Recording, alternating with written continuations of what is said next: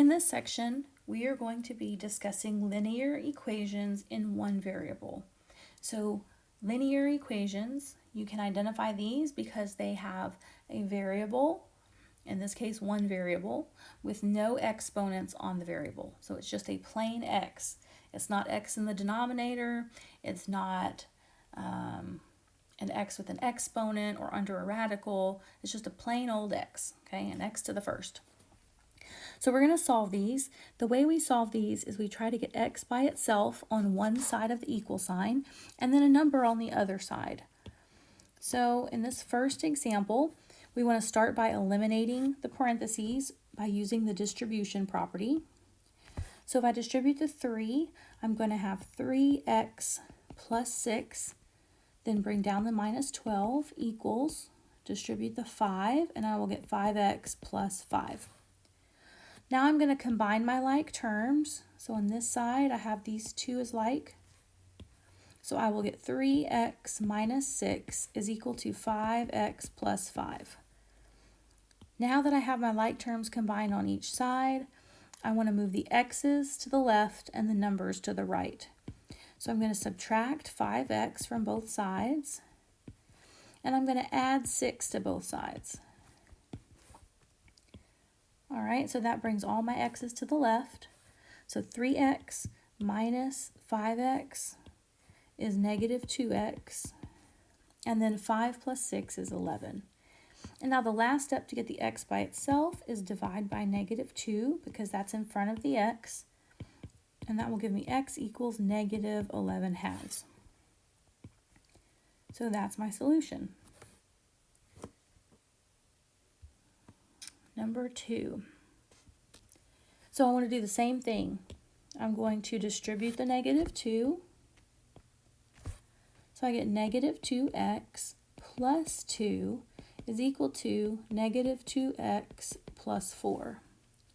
So notice that I have the same x on both sides.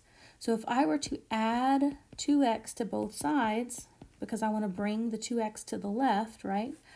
Those are going to cancel out there, but they're also going to cancel out there. And it just leaves me 2 equals 4. Notice that there are no variables left. If there are no variables left, then what you need to determine is that statement true or false? So 2 equals 4. That is false. Okay? This is a false statement. That means that there is no solution. So anytime you get to a point where you have no or false statement because you have no variables left, then that's no solution. You can indicate that by saying no solution, or you could put the empty set, or you can literally make a set with no numbers in it. Okay, so this is called the empty set, or it's called the null set. Okay. But you could also say no solution. Those all mean the same thing. All right, let's look at number 3. So for number 3, this is set up the same way. I'm going to distribute the 5. So I will get 5x plus 15 is equal to, distribute the negative 5, 5x plus 15. Again, notice I have the same thing as far as x's go on both sides. So if I move the x to the left by subtracting 5x, both of those are going to cancel out, and I will have 15 left on each side. Notice I have no variables, but this time I have a true statement. 15 is equal to 15. So this is a true statement. If you have a true statement, then all real numbers are your solution. Okay, so that's your solution set, all real numbers.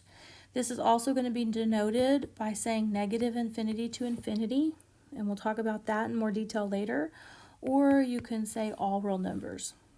But this is fine, just saying all real numbers. Okay, so if you eliminate the variable altogether, you either have an example like number 2 or one like number 3. It's either false or true. If it's false, you have no solution. If it's true, all real numbers are a solution. So that means any number you plug in for x will work.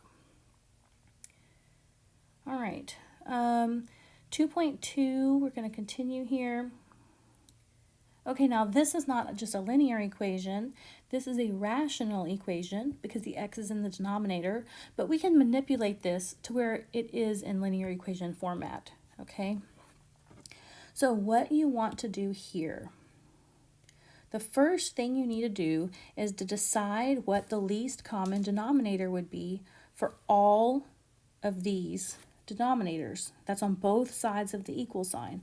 So the first thing I would do is I would look at the numbers. So these are numbers by themselves. They're not attached to any x with a plus or minus. So if I was just looking at 3 and 6, the least common denominator would be 6, right? Remember, it has to be at least as big as the biggest number. So the least common denominator between those two would be 6. And then we're going to include the x. So our LCD is 6x. Okay, so now what we want to do is multiply each fraction by the LCD so that we can eliminate the denominators. So that means I'm going to multiply each term, which in this case is each fraction, by the LCD. Now, if all of the denominators do not cancel out evenly and become a 1, you did not pick a common denominator. So that's a key that you did it wrong. If I look at this first fraction, I have 6x and x. The x's will completely cancel out, and it will leave me 6 times 3. Okay, that's what I get from this first fraction. Okay, the second fraction, 6x over 3, the 3 and the 6 are both divisible by 3. So 3 divided by 3 is 1, and 6 divided by 3 is 2. So that will leave a minus 2 times x times 1 is 2x. Okay, so that fraction is just 2x. The third fraction, 6's will completely cancel out to 1's, and so the denominator is gone, and it'll be 1 times x, so that's just x. All right, now I'm going to have, this is 18 minus 2x is equal to x. And now to solve, I'm just going to get all the x's on one side and then divide by whatever the coefficient is of x. So plus 2x, that'll be the easiest way to solve it. That'll give me 18 equals 3x divided by 3. So that means x equals 6. Okay, now here is something that's very important. Anytime you start your equation with a fraction and there's a variable in the denominator, you have to check to make sure that you have a valid solution. The way you can do that is you can make sure that your number that you get does not make the denominator 0. So if we look at this first denominator, that's the only one with a variable, right? The other denominators are just numbers. The first one is the one that's important. Right, this is the one, I did not mean to do that. Let's try this again. Okay, this is the one that you could plug in your x. So if we plug in a 6 here, that's just going to be a 6. That's not going to make it 0. So this is a valid solution because it doesn't make the denominator 0. Okay, so this is a valid solution. It says state all x values that are excluded from the solution set. So what you want to do is you want to take your denominators that have a variable in it and set it equal to 0 and solve. And you say x cannot be 0. That's it. So this is the way you answer that part, and this is the solving part. All right, let's look at another one. Okay, on this one, we're going to do the same thing. So we're going to find an LCD, but the difference here is that you don't have just plain numbers and x's by themselves. You've got factors. So in this case, you want to include each different factor that you see in any denominator. So the first denominator is x minus 2. That is one factor, so I'm going to include it here. The next denominator is x minus 1. That's different from x minus 2, so I need to include it in the denominator. All right, and then last I see x minus 1. Well, I've already included that. And x minus 2, I've already included that. So my least common denominator is x minus 2 times x minus 1. That's it, just those two factors. And so now remember what you do is you want to multiply each term, in this case each fraction, by the LCD. So I'm going to be multiplying this one by x minus 2, x minus 1. This one also by x minus 2, x minus 1. And then this one by x minus 2, x minus 1. Now I'm going to cross out any like factors. So from the first fraction, the x minus 2's cancel, and I'll be left with 3 and x minus 1. So 3 times x minus 1. That's the first fraction. All right, the second fraction, x minus 1's cancel. So I'll be left with 1 times x minus 2. And the third fraction, I have x minus 1's that will cancel, and the x minus 2's cancel. So all I have left here is the 7. Okay, so a lot of times the hardest part is making sure you know how to find the least common denominator. So really work on that part. And now you're going to solve this linear equation. So 3x minus 3, x minus 2 plus 7. Now we're going to combine the negative 2 and 7 on the right-hand side. So 3x minus 3 is equal to x plus 5. Now we want to move the x's to the left and the constants the other way. So I'm going to subtract x from both sides so it gets rid of it on the right, and add 3 to both sides so it gets rid of it on the left. And that'll give me 2x equals 8. And then the last step, divide by 2, so x equals 4.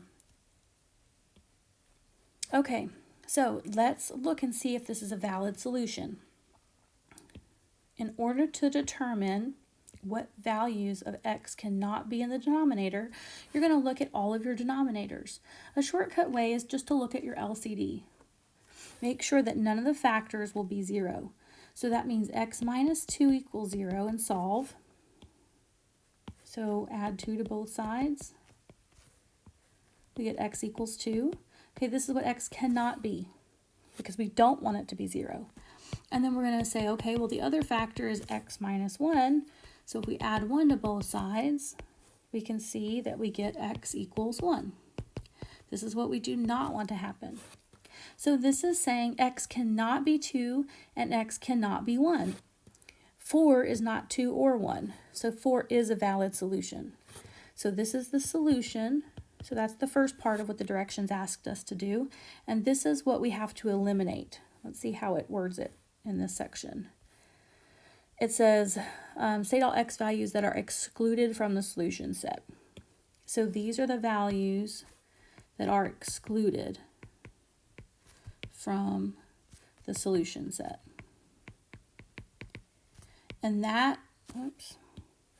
is because both of those numbers would make the denominator 0, which is undefined. Okay, so the next part in 2.2, we're going to have linear equations in two variables, and this is where we have an x and a y. So the first thing you need to be familiar with is the slope-intercept form of a line. In this case, the m stands for the slope, and the b is the y value of the y-intercept. So this is 0, comma, b, the y-intercept. The b is the y value of the y-intercept. The next thing you need to know is how to find a slope given 2 points. So here's the formula for that. I mentioned earlier that the lowercase m stands for slope, so here you go. And then you also have the point slope formula, which is what you use when you're given a random point and a slope. So you use the slope-intercept form directly if you're given a slope and y-intercept. If you're given a slope and a random point, you're going to start with the point slope form.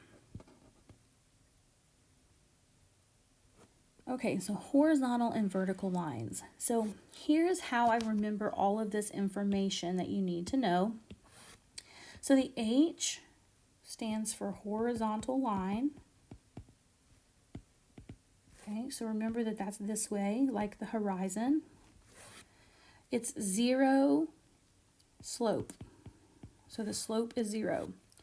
And the equation is y equals a number. Okay, your VUX part is a vertical line. It has an undefined slope. And it's x equals a number as the equation. So here this looks like this. Okay, that is the information you need to have memorized about a horizontal and vertical line. And we'll use this information as we go through the section. Parallel and perpendicular lines.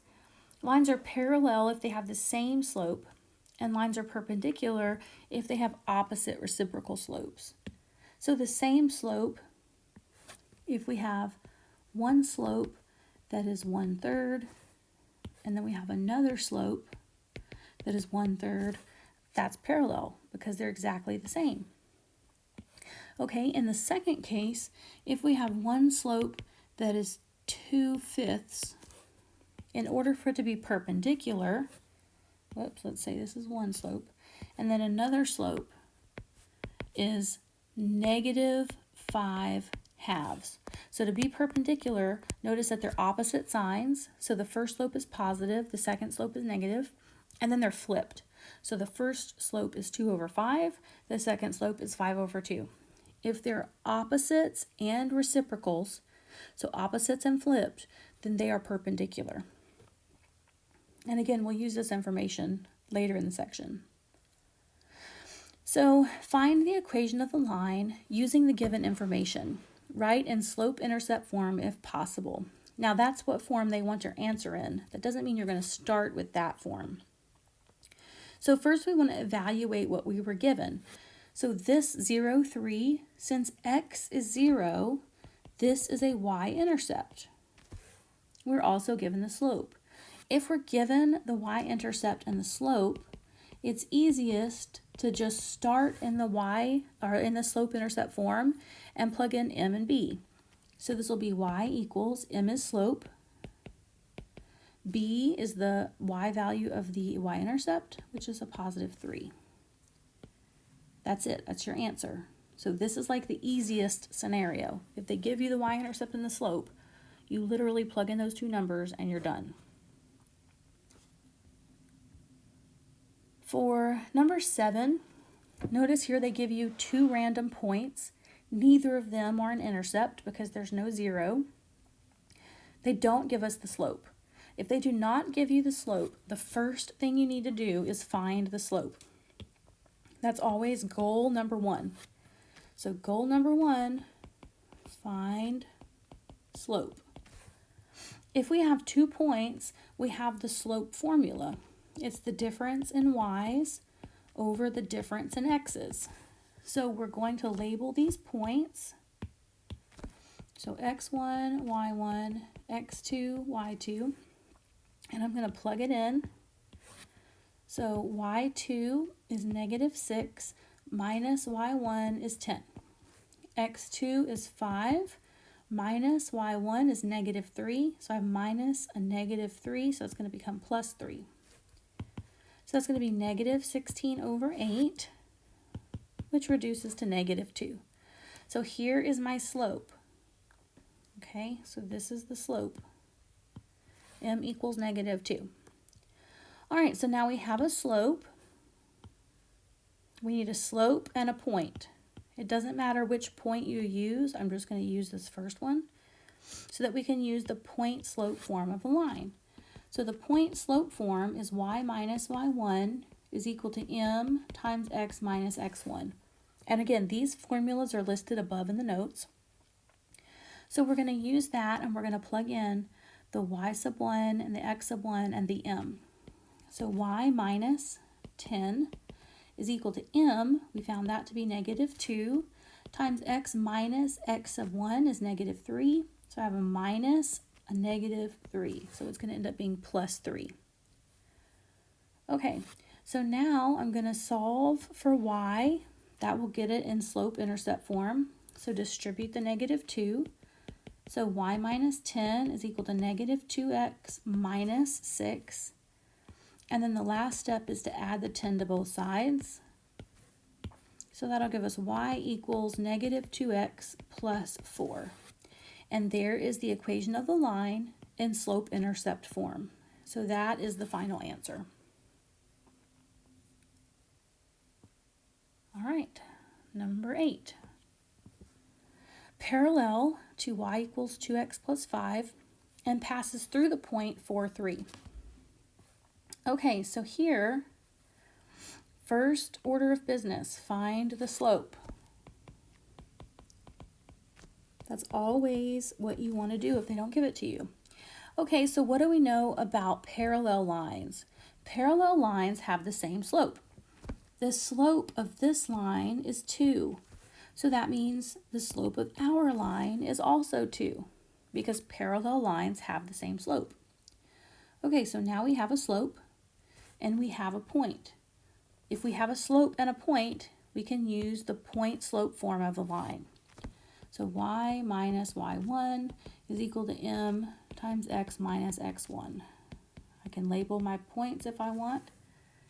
So y minus y1 is 3 is equal to m, which is 2, times x minus x1 is 4. Again, you're going to distribute the slope. So you'll get y minus 3 is equal to 2x minus 8. And then you're going to get the y by itself. So add 3 to both sides. And that will give you y equals 2x minus 5. So here is the equation of the line in slope-intercept form. Okay, now let's look at number 9. So you can see all of these problems are different, right? They're giving us different information, but it's the same process. Step 1 is find the slope, and then step 2 is use the point-slope form. That's the same process for the last couple, and it's going to be the same process for the next one as well. So this one is the same as the above. The only difference is, instead of parallel like in number 8, number 9 is perpendicular. So our first step is still find the slope. So we have to think, okay, what do we know about perpendicular lines? Well, perpendicular lines have opposite reciprocal slopes. So if this line has a positive 2, then our slope is going to be a negative, since that one was positive, and we're going to flip this. So this is 2, which is the same as 2 over 1, and if we flip that, it'll be 1 over 2. So our slope is -1/2. Okay, so we have a slope, we have a point. Now we can do step 2, which is use the point-slope form of a line, and then solve for y. So this will be y minus 3 is equal to m, -1/2, times x minus 4. Distribute the slope. So we will get y minus 3 is equal to -1/2 x, and then plus 2. So half of 4 is 2. And now the last step is to add 3 to both sides. So we get y equals -1/2 x plus 5. So here's the equation of the line in slope-intercept form with the given criteria.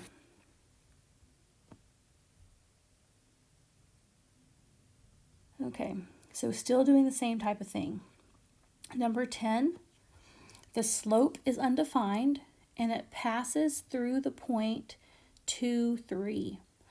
Remember in our, I'm going to scroll back up. Remember in our vertical and horizontal lines, we have a 0 slope and an undefined slope. Okay, that is what you're looking for to tell you that you have a special case, which is either a horizontal line or a vertical line. So I remember this by Hoy-Vux. Hoy-Vux, okay? If you have the horizontal line or zero slope, you know that you have the Hoy part, right? Okay, so let's go back to where we were. Number 10, the slope is undefined. Okay, so if you remember Hoy-Vux, okay, and you see undefined slope, that's the U part. So you're not going to need to know this part, you're going to need to know this bottom part. So U is undefined slope, is a vertical line, and it's x equals a number as my equation. So I'm trying to find an equation of the line. I know it has to be this, so I know it's going to be x equals. The number is going to be the x value of the point they give you. So it's going to be x equals 2. That is your equation. So you have to have this information memorized to know this, or you'll never be able to figure it out. So it's going to be very important that you memorize that Hoy-Vux information. Okay, and so now let's look at number 11. Number 11, they give us the slope, and they tell us the slope is 0. Well, that's another piece of this information, right? So if I write down this, I know 0 slope is here. So in this case, I'm looking for this top half. So this is a horizontal line, and it's y equals a number as the equation. Since it's y equals, we're going to look at the y value of the point they give. So this will be y equals 6 as the equation of the line. So 10 and 11 are these special cases. They're the horizontal and vertical lines. All right, the last one that we'll see in this section is they'll give us 2 pairs of points, and they'll ask us to find the slope of each of these and then decide if they're parallel or perpendicular or neither. So we're just going to use the slope formula. So m equals y2 minus y1 over x2 minus x1. And if it helps you to label the points, do so. So y2 is 9, minus y1 is 5, over x2 is 5, minus x1 is 2, so that will be 4 over 3. Okay, so that's the first slope. Now let's find the second slope. So x1, y1, x2, y2. So y2 is 3, minus y1 is a minus a negative 1, so that becomes a plus 1. And then x2 is 2, minus x1 is a negative 1, so that'll be 2 minus a negative 1. So that'll give me 4 over 3. You can clearly see that those are the same number, so that means we have parallel lines.